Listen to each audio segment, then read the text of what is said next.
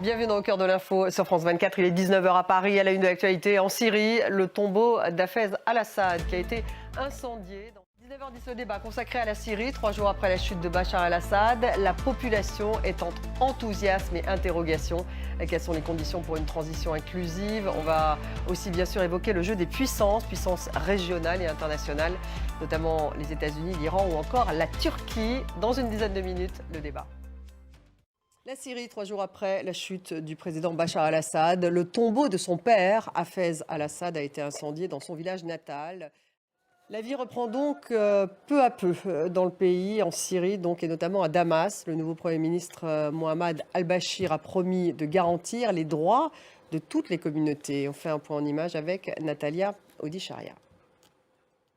Alors que des frappes israéliennes se poursuivent à Gaza et ont fait d'ailleurs des dizaines de morts aujourd'hui, le ministre israélien de la Défense indique qu'il y a actuellement une chance d'un accord pour la libération des otages retenus dans la bande de Gaza depuis le 7 octobre. Stéphane Amar à Jérusalem. En Corée du Sud, la crise politique se poursuit et la police affirme à l'instant être entravée dans la perquisition des bureaux du président Yoon qui a tenté un coup de force. Dans le même temps, l'ancien ministre de la Défense a tenté de se suicider en détention. Jules Boiteau.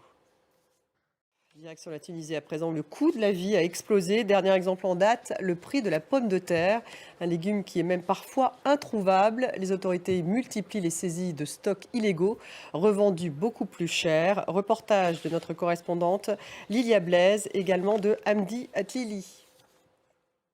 Merci d'avoir suivi. Restez avec nous dans quelques minutes. Le débat consacré une nouvelle fois à la Syrie.